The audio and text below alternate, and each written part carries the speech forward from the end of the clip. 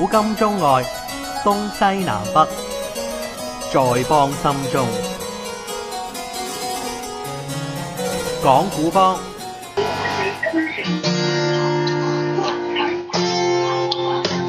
你這剎那在何方？我有説話未曾講，如何能連繫上？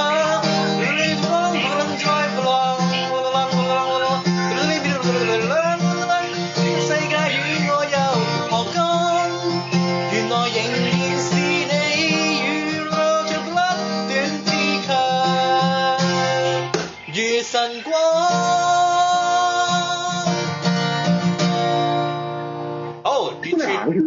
完全唔識唱，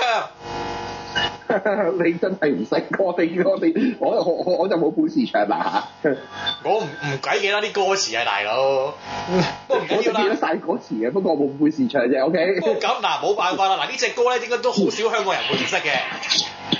係。即係當然就證明咗我真係唔識啦。麻麻地啦，我識唱少少咁樣啦。係啊。咁樣。你始終都話未係嗰個年代嘅，即係咧，你同我哋都爭咗一個年代嘅人，就有啲咁嘅情形。我識唱呢隻歌嗰陣係睇廣告學嘅。哦。係啊，你較為細啲睇廣告學。我係僆仔嚟嗰陣時。咁大家諗下啱啱呢隻歌啊，呢一個叫做乜叫嘢？呢個叫做情深説話俾情郎啊。咁啊黎老闆，大家睇到標題啊，聽到我唱黎明老闆嘅歌。我哋今日就講四大天王啦。咁啊講古邦嘅時間。咁啊邦邦喺度啦。但係個電話但係好窒咁嘅。好窒咩？我唔知，可能因為我用流動數據啊，就麻煩啲嘢。我聽到時大聲時細聲啊。咁犀利？係啊，我聽到時大聲時細聲，係。咁得人驚？好，你等我一陣先。好啊。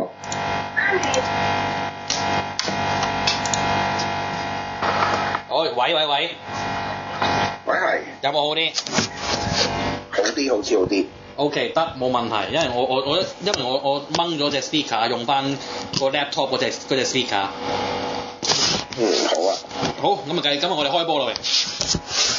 好啊。講呢個嘅。今日講。係。四大天王啊嘛，係咪？係啊。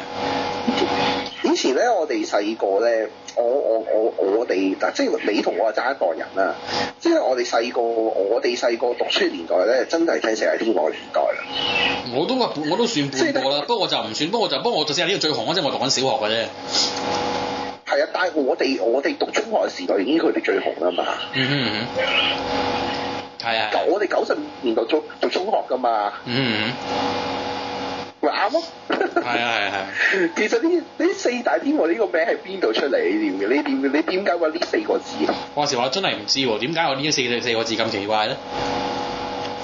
有人某位電台嘅紅主持人，即係都係啲好事之徒嚟。其實唔係好事之徒。咁咧某一次咧。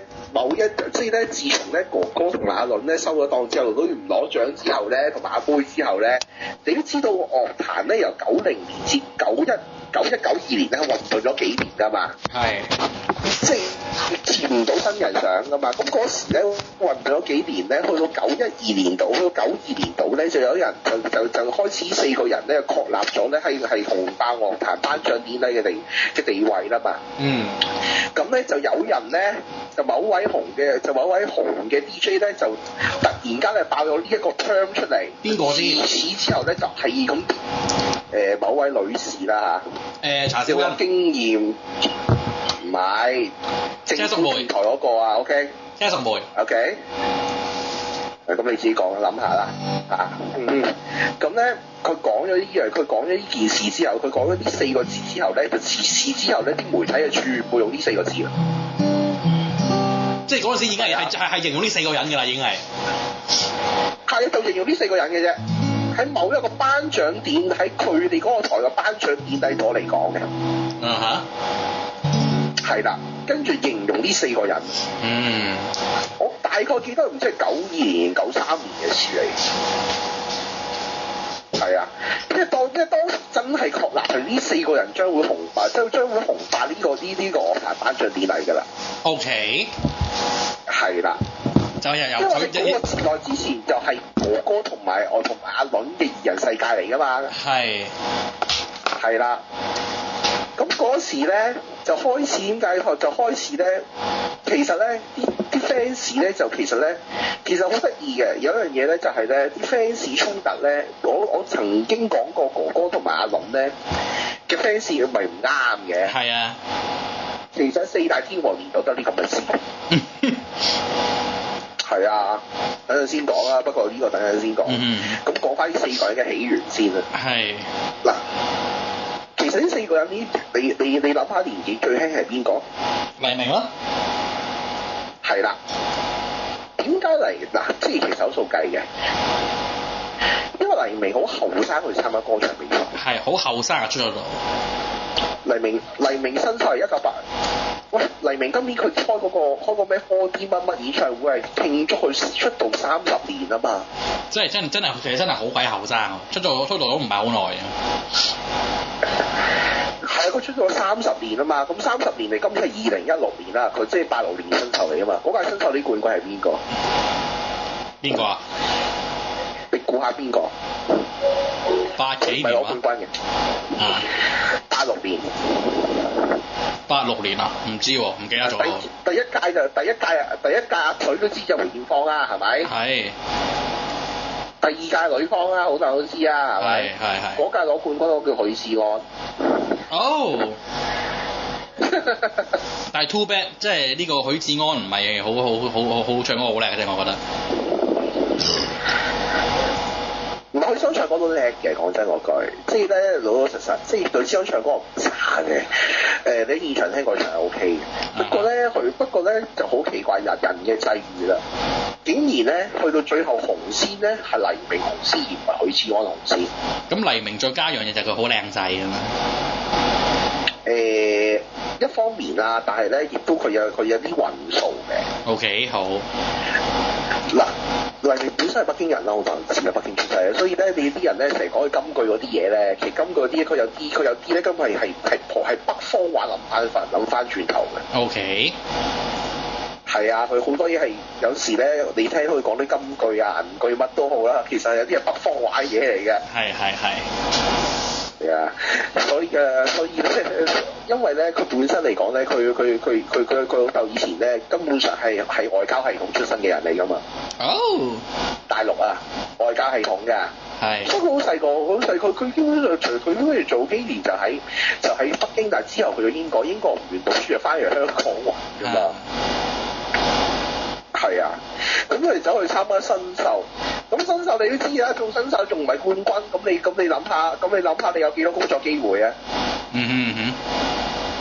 係啦，咁你有幾個工作機會之後咧，就自己咧喂好多 feedback 喎。咁犀利？喂，係我喺度。好多 feedback 喎。係有啲窒窒地，因為就而家有冇好啲先？我睇到 feedback 先，我睇下先。等我陣，等陣先，我掹鬼咗支咪先。好。得，而家聽唔聽到嘢？一路聽翻自己講嘢。咁恐怖？喂。喂。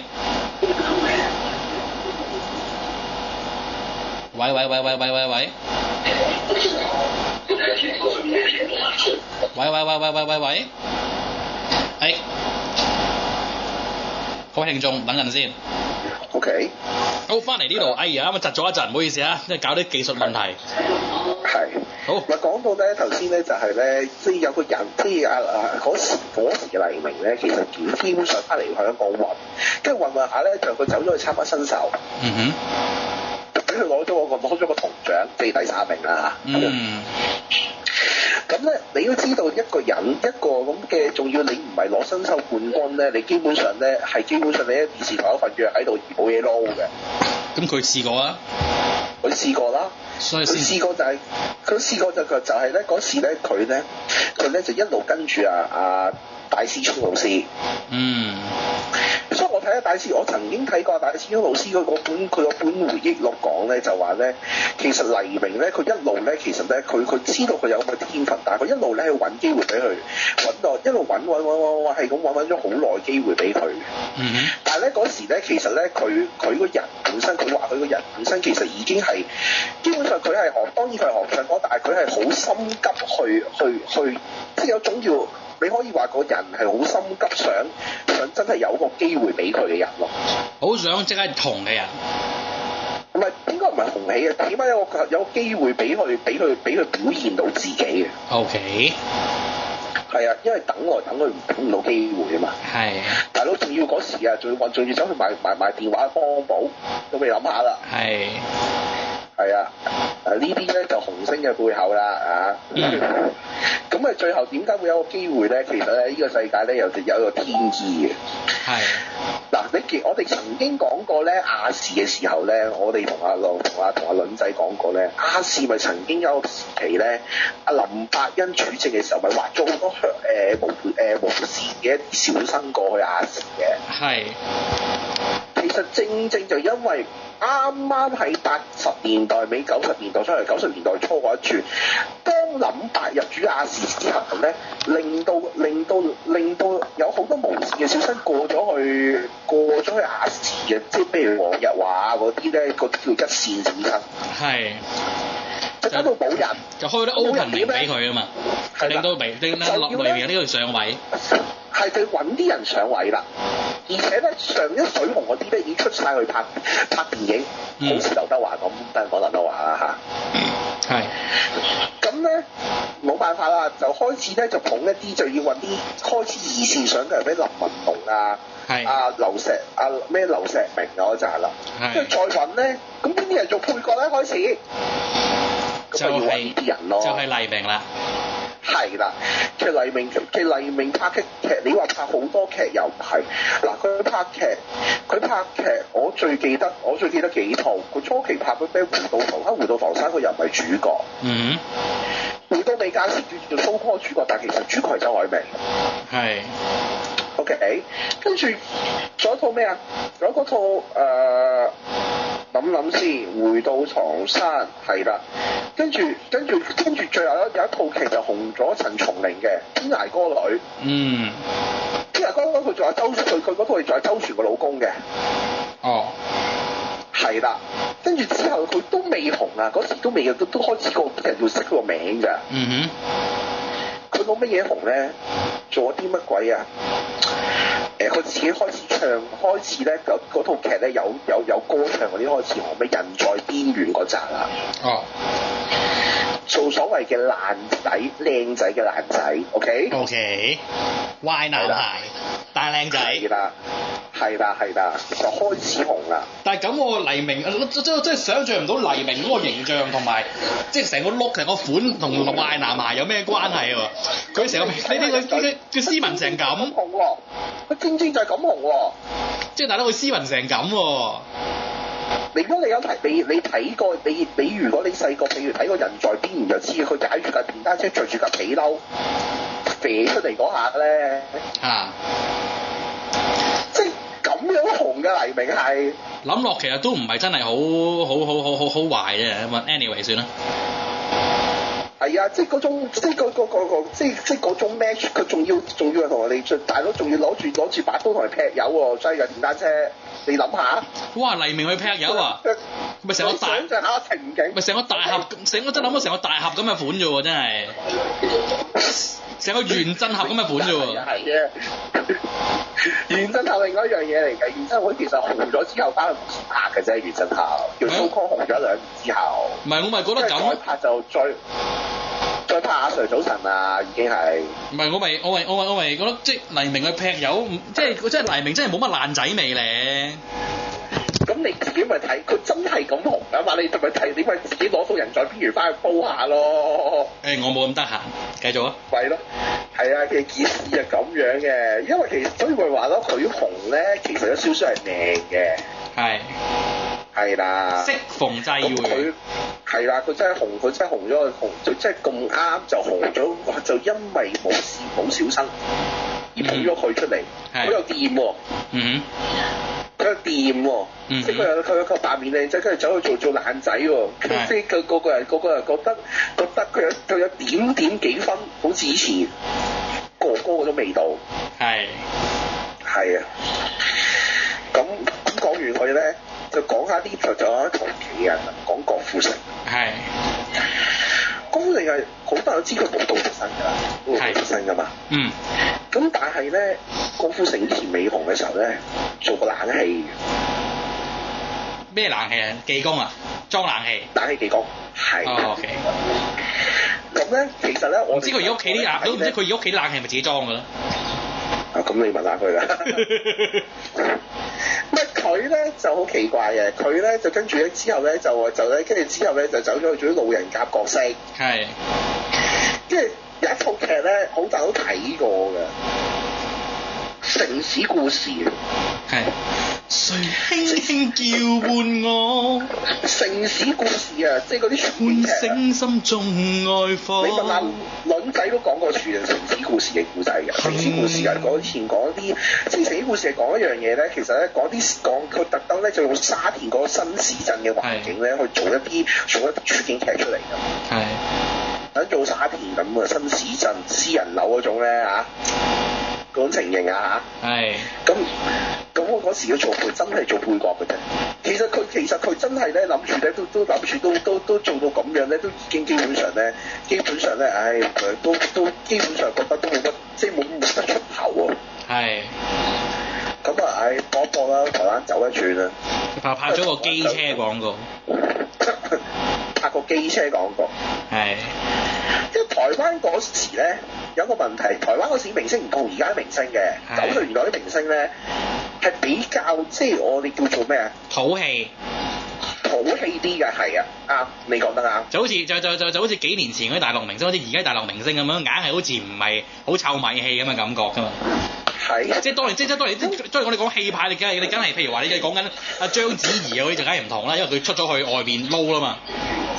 係，唔係佢有一種土氣，咁所以嚟講咧，佢又俾咗種新嘅感覺人。佢嘅歌藝唔得嘅，其實可以咁講。佢而家到今天，你問郭富城自己都話自己唱歌唔得嘅。唔係啊，我好中意《愛的呼喚》㗎。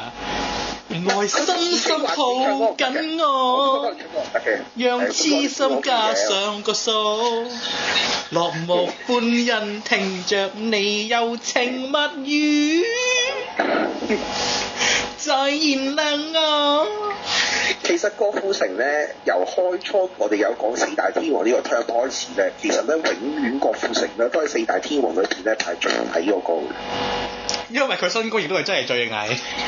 唔係最，因為佢喺嗰張成績表上邊咧，其實咧佢如果係四大天王呢個 term 有嘅時候咧，佢嘅成績應該係最差嗰個嚟。有得睇成績表。咁當初某名 DJ 做咩要揀佢入去咧？抽夠數。唔係嘅，因為佢真係攞到啲獎，同埋咧佢真係整幾個風潮出嚟啊嘛，一啲舞蹈歌曲啊嘛。係。狂野之城咁樣我哋啊。係啊，老實講，而家到就算你喺香港橫觀樂壇，就算唔好講香港，你去到對面講樂壇都好，你真係縱觀有幾多個好似郭富城咁跳得啊？我冇乜研究啊。即係佢跳出嚟，即係大家都將個注目集中喺佢身上嘅時間，係真係冇乜幾多個。佢嘅特別都係呢一度。係。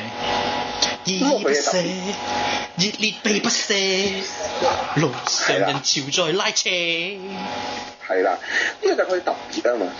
咁佢咧，佢同咧，其實咧，又係你可以話係機緣又得，又係咁。當然，無論黎明同埋郭富城都好，佢自身咧，其實喺後天咧，佢哋咧，其實咧之後咧，點解佢哋可以都叫攞咁多獎咧？當然，個資身上面咧，佢哋亦都係相當努力啦。黎明初唱歌俾人話走音㗎。啊！成日佢時不時會走音㗎。係。咁講真啦，你咁講真啦，佢呢堆咁嘅友都冇乜邊幾個真係有音樂底㗎啦。咁但但係之後佢哋之後黎明咧，其實咧去到90年代中後期咧，係走翻去國內學嘅。係，唔係咁最真係翻唱歌。反而最似有音樂底嗰啲，即係有少少關係，譬如講緊阿郭富城咁咪係咯，只有節奏感先啦佢。咁郭富城就另外一件事就係話佢自己就去不斷喺佢自己舞蹈度不斷創新，越嚟越跳越高難度嘅話，咁你咪覺得佢你去睇演唱會啲人覺得好鬼抵睇咯。係。如你愛我，最深愛是那些，如果心底的我是狂有意。係啊，即係你話佢乜都好，係咪先？係。我就冇乜所謂嘅呢啲。係啦，呢個佢係優點嚟嘅。係。係啦，咁我講下另外兩個，其實呢兩個天王其實可以要同一代人，其實另外嗰兩個天王其實係上一代，係爭一代人㗎啦已經。係。嗱，好似我哋阿華哥咁啊，係咪？係。華哥係訓練班出身啦，即係華哥訓練班出身，跟住有五虎將啦、無線啦。係啊係啊。跟住電視台一線小生啦。已經拍緊電影啊嗰陣時。係啦，拍電影啦，未拍電影，一線小生。你講我講黎明嗰陣時啊？唔係，我講劉德華。OK。華哥啊嘛。華哥。係啊。係啊，佢一線小生啦，跟住之後就出咗去拍電影啦，又俾人中間雪藏過啦，雪藏過又搞到喺台灣度台灣度又拍咗樣嘢啦，喺台灣度拍咗樣嘢，仲要整單嘢出嚟啦。係。係啦，如何因嗰單嘢啊嘛 ，OK？如何面對曾一起走過的日子？其實劉德華之後咧就好奇怪嘅，佢一路拍戲，其實拍戲咧已經係有一定成績㗎啦，即係當然佢未去到影帝級數，佢好遲先攞影帝嘅。係。係啦，佢90年代先攞影帝啫嘛。咁佢拍戲一路拍戲，其實好多人跟住咧，然之後咧佢諗咗翻，唔知點解無端端佢又唔知點解走去想唱歌。佢試唱歌其實頭嗰年80年代去到80年代到90年代初期咧，其實啲人咧係叫佢咧，你唔好再唱歌啦，你翻返去拍戲啦。OK，多少風波都願闖。嗱，佢正紅咧，彼此不死的目光。唱你頭先唱緊呢首歌紅啦，開始。有愛有情，有天有海有地。係啦，因為就我哋自己紅嘅。係。就可以唱歌都紅啊。係。佢唱歌都紅咧，佢一路咁樣由嗰時開始，佢唱歌紅咧，就紅到去咧，到今時今日都係咁紅。係。佢唱歌攞嘅獎咧，基本上咧係一個而家入咗健力士世界紀錄大全㗎啦。係，就攞最 Q 多獎。最 Q 多獎㗎啦，係啦。咁我跟就冇計啦。我其實劉德華最即係近年佢唱嗰啲歌就係、是、我唯一我仲有聽到嘅就係有時道地綠茶嗰啲會播嗰啲啦，同埋間唔時就係咩咧？佢就大陸佢就大陸唱嗰隻咁嘅賀年嗰隻咁嘅爛鬼賀年歌，難聽到飛起。唔係佢四個都減產根本就，佢四個都唔係好唱歌而家基本上。你根本依家嗱，你而家就算你近期聽嗰個核心外圍同核心內圍嘅演唱會，其實唱嗰啲歌都係舊歌嚟嘅。咁梗係啦，咁大佬啊，黎明嗰堆咁嘅 fans，你估啲後生女嚟嘅咩？你估嗰堆阿禪嚟㗎啦。咁呢個世界仲有好多勝利嘅歌迷嘅，咁呢個唔好講啦，係咪？是 Q 爛蛋啦。即係嗰扎人咧，即係佢哋咧，佢哋嗰時即係去到咁之後咧，就一路係咁攞獎，就攞到咧，就攞到今時今日咧，呢個獎仲俾劉德華嘅。佢肯攞咪得咯？肯攞得㗎啦。不過即係冇辦法嘅，佢嗰個就係佢真係好 Q 難聽。佢唱嗰隻咁嘅爛 Q 賀年歌，頂佢個肺，翻大陸周街喺度播，嘈到死又難聽。佢唱嗰啲咧係要接地氣㗎嘛，佢唱嗰啲歌。咪得啦，啱，不過都呢咁 Q 難聽，啱晒啲大陸人聽，豈有此理。佢要接地氣㗎嘛，佢喺香港唱就咪唱呢啲歌啦。唔係，佢問題係香港佢成日都香港啲鋪頭人一日到黑度過啦，真係豈有此理。係啊，咁其實咧，佢哋呢三個人咧，咁劉德華其實係一個全才藝人。咁我老實講，嗱，郭富城所謂攞影帝啊，郭富城或者黎明攞影帝咧，其實含金量咧，你同劉德華比都係有啲距離嘅。係啊，所以劉德華喺我哋心目中其實佢基本上係全才藝人。係嗱，你啦，拍戲歌影視無間道好唔好睇？係大佬佢做嗰個都幾難做啊！講真嗰句。係咁當然啦，佢嘅戲唔係佢嘅戲，你話佢跑步啊位仔喺度，梗係爭少少啦。係係啊，嗰啲嘢整嗰啲根本差唔多世界級演員嚟嗰啲，唔好計嗰啲就係啊。咁所以咧都因為佢存在，所以其實佢個觀眾層面一定講。係老實講，你喺香港拉個人唔識689係邊個唔出奇，劉德華係邊個有少少問號。係我識佢嘅，仲識多識689嘅玩手。係啊，maybe 係啊，maybe 㗎，係啊，maybe 㗎。咪當然，即係當然，你要揾，你睇下揾邊一代人嘅。譬如初中生佢初中生佢一定識689，因為個都本土派嚟嘅。咁但係跟住轉，但係咧，譬如劉德華我真係唔係好知佢哋，唔識嘅喎。係啊，不過而家你大劉德華睇慣睇熟啦，即係佢即係我哋要睇咗2、3代人咯，要數開㗎。係啊。咁講埋何友燦，何友燦本身嚟講，張學友咧本身嚟講就19區嗰場大賽出身㗎嘛，係政府辦嗰個咧，係一個佢嗱嗰場大賽咧出咗兩個當紅歌手嘅，一個張學友，係一個李克勤。當身邊的一切如風，但張學友咧，其實咧佢出道嘅時候咧係基本上咧，找到根蒂。基本上劉德華係拍緊電視劇嘅，係即係做緊電視劇一時小生嘅，係啦。咁跟之後咧，其實咧佢已經咧係拼埋咧，係佢頒獎禮已經拼埋咧，已經係咧基本上咧佢做咗咧嗰兩個大哥，即係哥哥同埋阿倫呢下把歌手。即係譬如嗰兩個大哥啲獎，可能都攬到咁上下啦，跟住到佢嗰種㗎啦，已經係。即係以前頒獎禮係咁㗎嘛。係。OK。而每過一天這醉者。之後到90年代咧，就因為咧大家都明白啦，頭先一路都講啦，嗰兩個大哥唔攞獎之後咧，之後咧就開始出呢4個人出嚟啊嘛。係。咁我哋梗係壓到一直㗎，因為佢真係好歌。係。便愛你多些，再多些，自滿些。係。佢寫同你賣歌藝，因為佢以前由80年代已經係被公認係歌藝係好嘅歌手嚟嘅，把聲又靚啦。係啊，所以去到90年代嘅時候，當嗰兩個大哥已經基本上唔攞獎之後，一定到佢嘅啦嘛。係啊，咁呢個其實佢反而去到嗰個時間紅嘅順理成章，即係你一陣去到90年代尾2000年紅都一樣，一個順理成章嘅情況嚟啊嘛。係啊，一樣嘅道理啫嘛。咁當然佢攞獎咧，其實亦都咧，其實拍得住劉德華嘅，但係咧當然冇劉德華咁多，劉德華真係好攞獎。係。咁去到真係攞男歌手獎咧，去到後期咧，郭富城先攞男歌手獎，因為其實主要係開始，當黎明講唔攞獎嘅時候，其他天王開始彈出，咪剩翻郭富城開始拿翻啲獎咯。嗱尤其是喺郭富城咧，佢去到讀中學仲咪唱埋啲啪啦啪啦嗱唔知乜柒舞咁樣噶嘛，啪啪影之花啊嘛，係，跟住裏面又無啦有啲上海話響樹噶嘛，好鬼難頂噶嘛隻歌。睇下點講啦，不過嗰套係夾住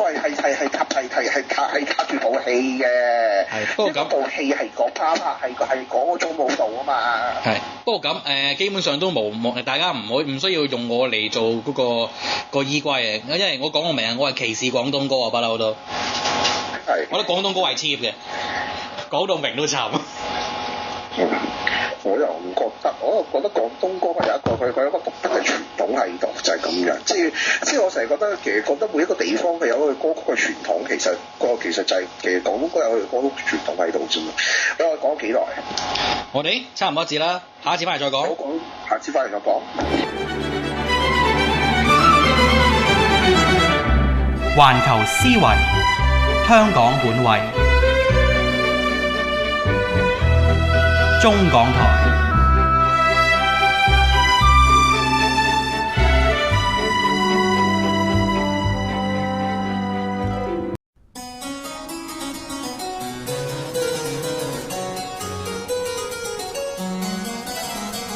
古今中外，東西南北，在邦心中。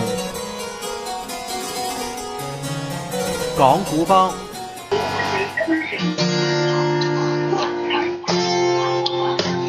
你這剎那在何方？我有説話未曾講，如何能連繫上？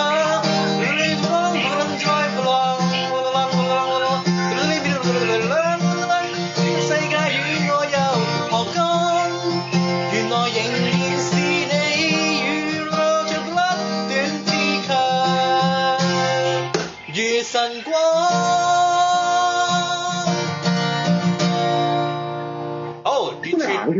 完全唔識唱，你真係唔識，我就冇本事唱啦嚇。我唔鬼記得啲歌詞啊，大佬。不過唔緊要啦。我記得晒歌詞嘅，不過我冇本事唱啫。OK。不過咁嗱，冇辦法啦。嗱呢隻歌咧，應該都好少香港人會唔識嘅。係。即係當然就證明咗我真係唔識啦。麻麻地啦，我識唱少少咁樣啦。係啊，咁樣。你始終都話未係嗰個年代嘅，即係咧，你同我哋都爭咗一個年代嘅人，就有啲咁嘅情形。我識唱呢隻歌嗰陣係睇廣告學嘅。哦，係啊，你較為細啲睇廣告學。我係僆仔嚟嗰陣時。嗱咁大家諗下啱啱呢隻歌啊，呢一個叫做乜叫嘢？呢個叫做情深説話俾情郎啊。咁啊黎老闆，嗱大家睇到標題啊，聽到我唱黎明老闆嘅歌，嗱我哋今日就講四大天王啦，咁啊講古邦嘅時間，咁啊邦喺度啦，但係個電話但係好窒咁嘅，好窒咧我唔知可能因為我用流動數據啊，就麻煩啲嘢，我聽到時大聲時細聲啊，咁犀利？係啊，我聽到時大聲時細聲係啦，咁得人驚？好，你等我一陣先。好啊。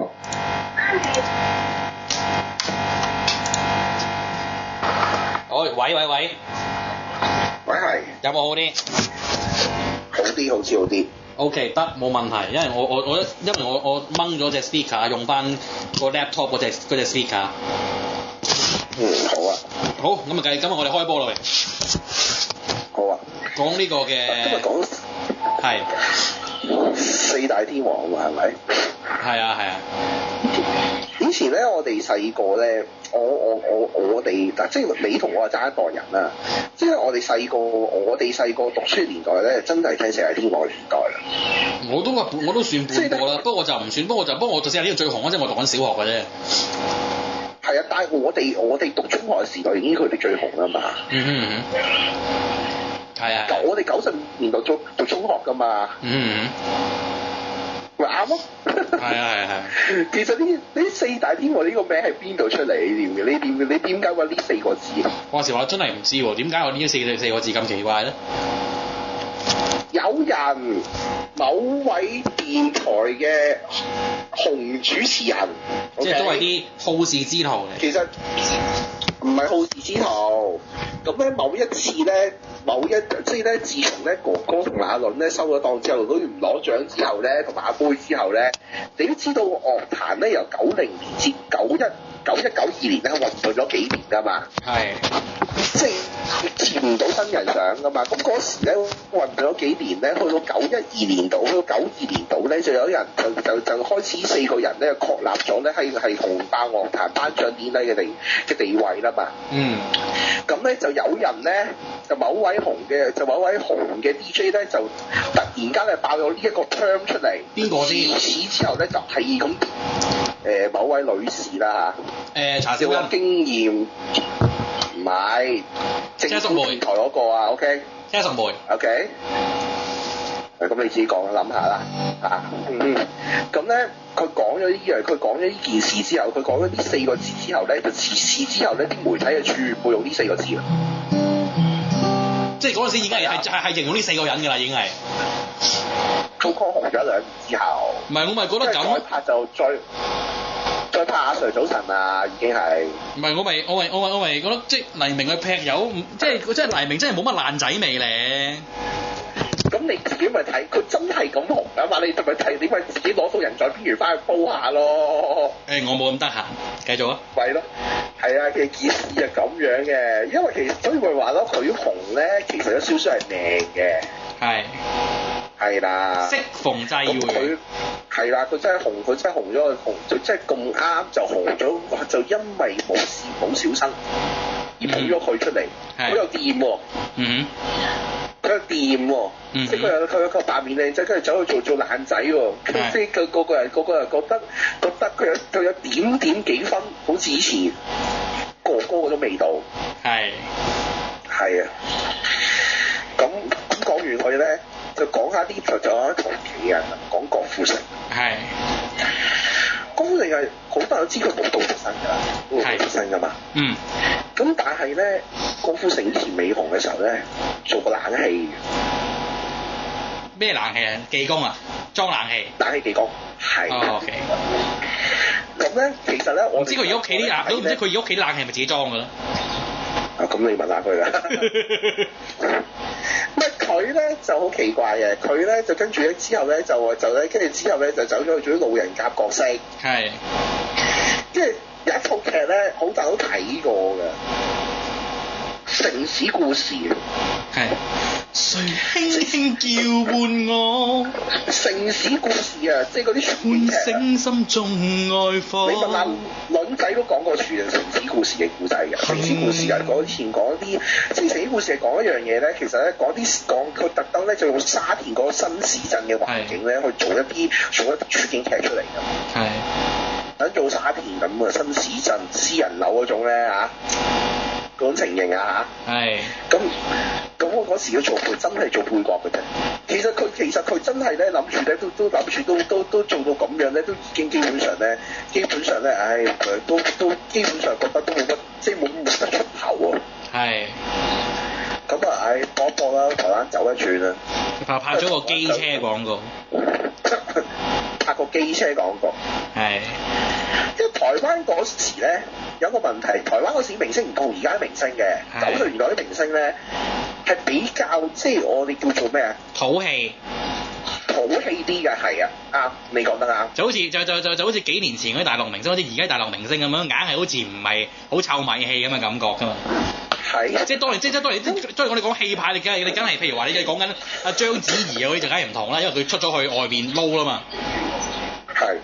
唔係佢有一種土氣，咁所以嚟講咧，佢又俾一種新嘅感覺人。佢嘅歌藝唔得嘅，其實可以咁講。佢而家到今天，你問郭富城自己都話自己唱歌唔得嘅。唔係啊，我好中意《愛的呼喚》㗎。愛深深抱緊我，讓痴心加上個數，落寞歡欣聽着你柔情蜜語，在燃亮我。其實郭富城咧，由開初我哋有講四大天王呢個 term 開始咧，其實咧永遠郭富城咧都係四大天王裏邊咧排最矮嗰個嘅。因為佢身高亦都係真係最矮。唔係最，因為佢喺嗰張成績表上邊咧，其實咧佢如果係四大天王呢個 term 有嘅時候咧，佢嘅成績應該係最差嗰個嚟。咁當初某名 DJ 做咩要揀佢入去咧？抽夠數。唔係嘅，因為佢真係攞到啲獎，同埋咧佢真係整幾個風潮出嚟啊嘛，一啲舞蹈歌曲啊嘛。狂野之城咁樣我哋啊。係啊，老實講，而家到就算你喺香港橫觀樂壇，就算唔好講香港，你去到對面講樂壇都好，你真係縱觀有幾多個好似郭富城咁跳得啊？我冇乜研究啊。即係佢跳出嚟，即係大家都將個注目集中喺佢身上嘅時間，係真係冇乜幾多個。佢嘅特別都係呢一度。依依不捨，熱烈避不捨，路上人潮在拉車。係啦，呢個就係佢特別啊嘛。咁佢咧，佢同咧，其實咧又係你可以話係機緣又得，又係咁。當然無論黎明同埋郭富城都好，佢自身咧其實喺後天咧，佢哋咧其實咧之後咧點解佢哋可以都叫攞咁多獎咧？當然個資身上面咧，佢哋亦都係相當努力啦。黎明初唱歌俾人話走音㗎。成日佢時不時會走音㗎。咁講真，你咁講真一句，呢堆咁嘅友都冇乜邊幾個真係有音樂底㗎啦。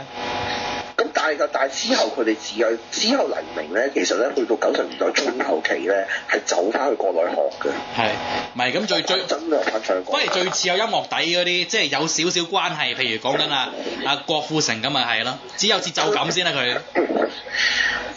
咁郭富城就另外一件事就係話佢自己就去不斷喺佢自己舞蹈度不斷創新，越嚟越跳越高難度嘅話，咁你咪覺得佢你去睇演唱會，啲人覺得好鬼抵睇咯。係。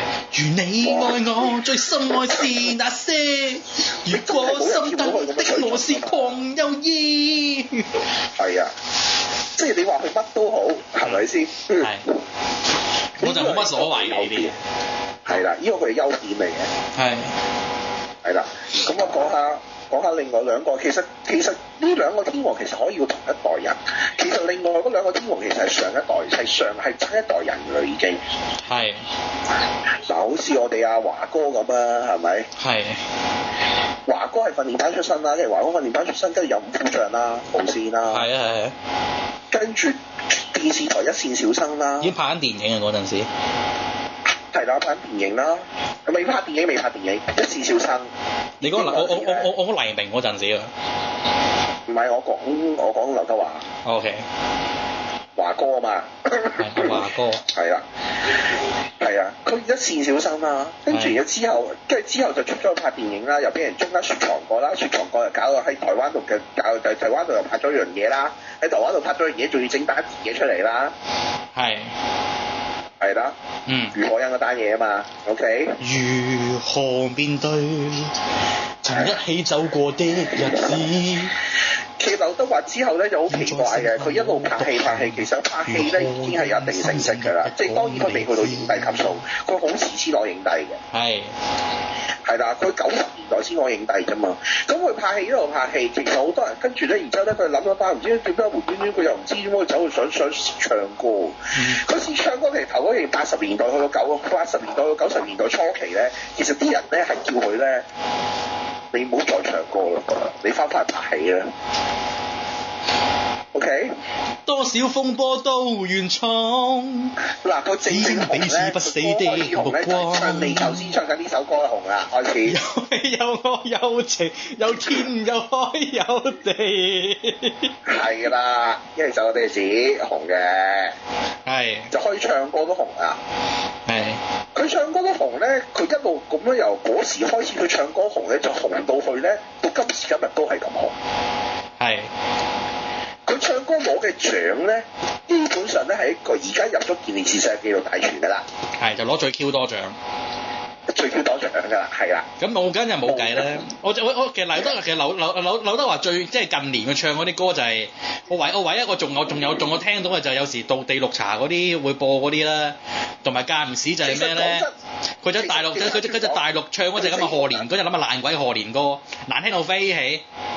唔係佢四個都減產根本就，佢四個都唔係好唱歌而家基本上。你根本依家嗱，你而家就算你近期聽嗰個核心外圍同核心內圍嘅演唱會，其實唱嗰啲歌都係舊歌嚟。咁梗係啦，咁大佬啊，黎明嗰堆咁嘅 fans，你估啲後生女嚟嘅咩？你估嗰堆阿禪嚟㗎啦。咁呢個世界仲有好多勝利嘅歌迷嘅，咁呢個唔好講啦，係咪？是 Q 爛蛋啦。即係嗰扎人咧，即係佢哋咧，佢哋嗰時即係去到咁之後咧，就一路係咁攞獎，就攞到咧，就攞到今時今日咧，都有啲獎仲俾劉德華嘅。俾佢攞咗個銅獎，即係第3名啦。咁咧，你都知道一個人一個咁嘅，仲要你唔係攞新秀冠軍咧，你基本上你喺電視台有份約喺度而冇嘢撈嘅。咁佢試過啊？佢試過啦。佢試過就係咧嗰時咧佢咧就一路跟住阿戴思聰老師。所以我睇咧，大師我曾經睇過大師兄老師佢嗰本回憶錄講咧，就話咧，其實黎明咧佢一路咧，其實咧佢知道佢有咁嘅天分，但係佢一路咧去揾機會俾佢揾到，一路揾係咁揾咗好耐機會俾佢。但係咧嗰時咧，其實咧佢個人本身，佢話佢個人本身其實已經係基本上佢係當然佢係學唱歌，但係佢係好心急去，即係有種叫你可以話個人係好心急想真係有個機會俾佢嘅人咯。好想即刻紅嘅人。唔係應該唔係紅起嘅，起碼有個機會俾佢表現到自己嘅。OK。係啊，因為等來等去等唔到機會啊嘛。係。大佬仲要嗰時啊，仲要走去買電話幫補，都未諗下啦。係。係啊，呢啲咧就紅星嘅背後啦啊。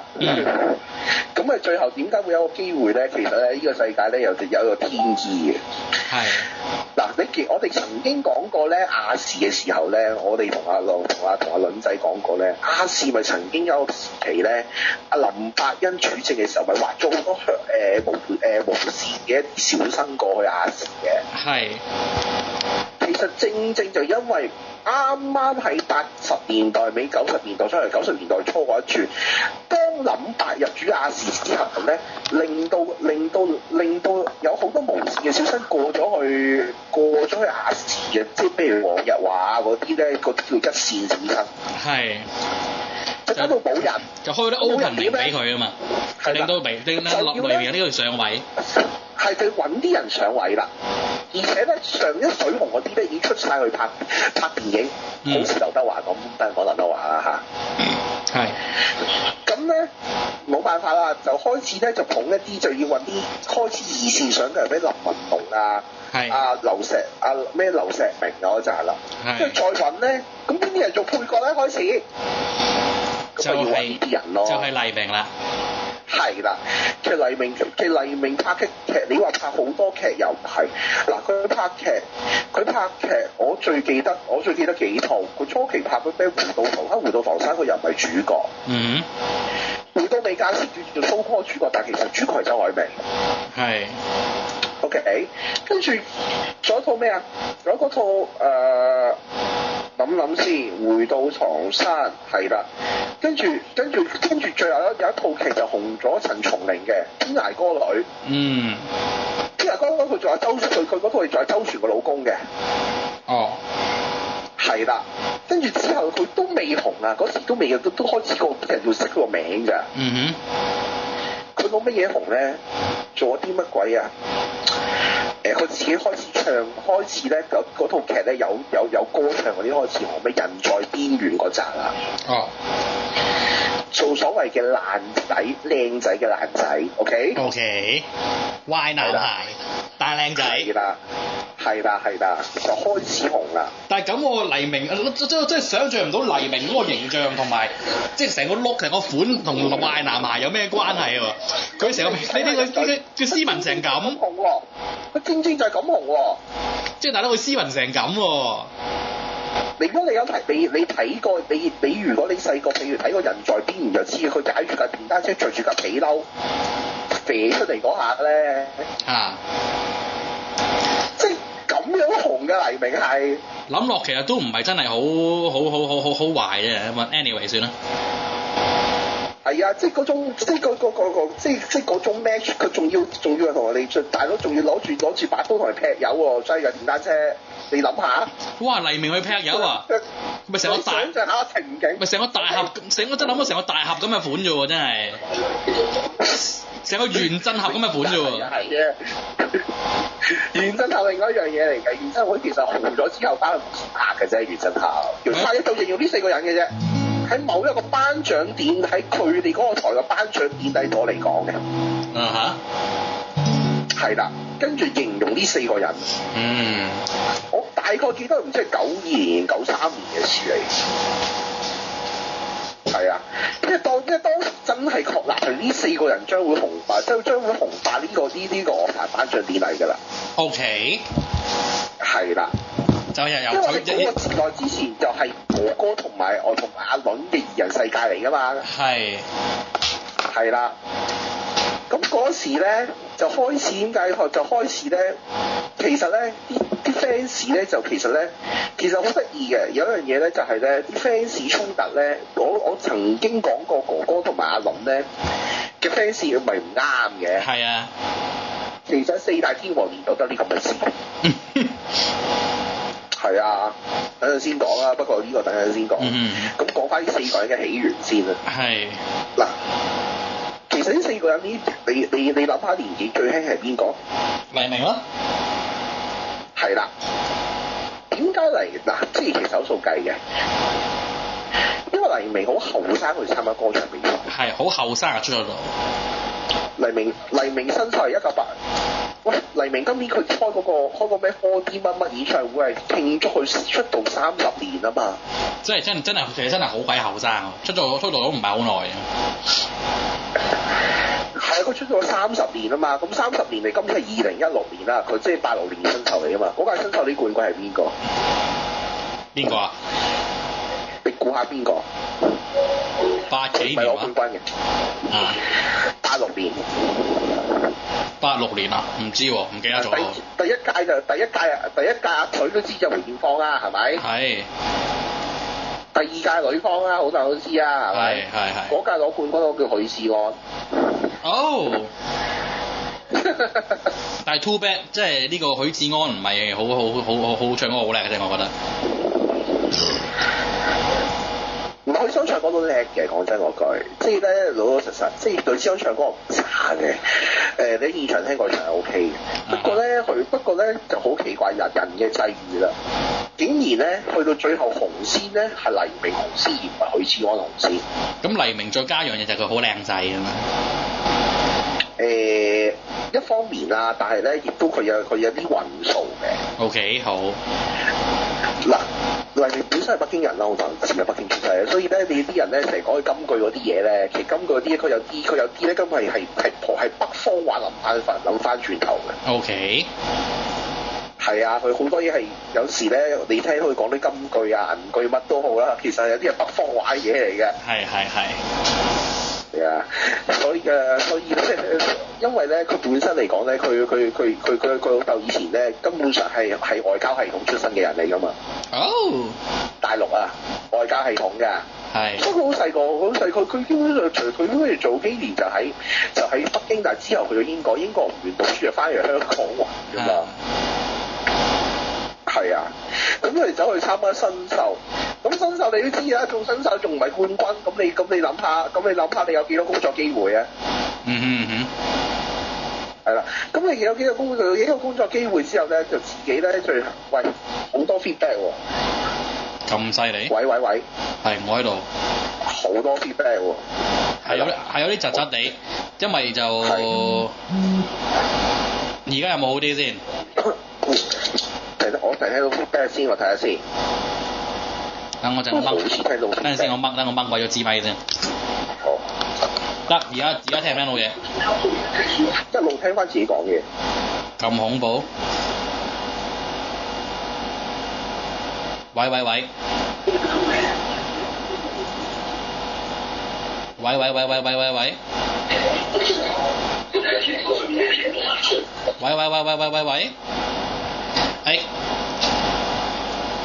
各位聽眾，等陣先。OK。好，翻嚟呢度，哎呀，咁窒咗一陣，唔好意思啊，因為搞啲技術問題。係。好。嗱，講到咧頭先咧就係咧，即係有個人，即係嗰時嘅黎明咧，其實基本上翻嚟香港混，跟住混下咧就佢走咗去參加新秀。